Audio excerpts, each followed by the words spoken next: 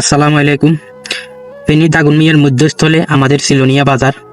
ওই বাজারে আপনারা জানেন গত 2-3 দিন আগে একটা গাড়ি অ্যাক্সিডেন্টে শিক্ষার্থী মারা গেছে। মারা যাওয়ার কারণ রাস্তা ক্রসিং, একটা ফুট ওভারব্রিজ নাই। একটা ফুট ওভারব্রিজের জন্য মানুষ রাস্তা ক্রসিং করতে পারতেছে না, এটা বহুদিন থেকে নাই। আমাদের ফেনী 3 আসনের এমপি আব্দুল আউয়াল মিন্টু স্যারের কাছে আমরা আবেদন করতেছি, একটা ফুট ওভারব্রিজ আমাদের সিলোনিয়া হাই স্কুলের সামনে চাই। এটা খুবই জরুরি।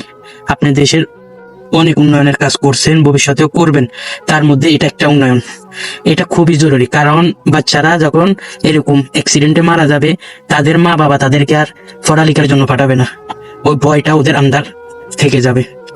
তাই আপনার কাছে আমাদের খুবই জোরালোভাবে আবেদন, আপনি যত তাড়াতাড়ি সম্ভব হয় একটা ফুট ওভারব্রিজ আমাদের সিলোনি হাই স্কুলের সামনে করে দিবেন, শিক্ষার্থীর জন্য, আম মানুষের জন্য, জনতার জন্য। আপনার কাছে এটাই আমাদের আবেদন। আর যারা ভিডিওটা দেখতেছেন তারা ভিডিওটা শেয়ার করে দিবেন, যেন উনি পর্যন্ত এই ভিডিওটা পৌঁছায়। আসসালামু আলাইকুম।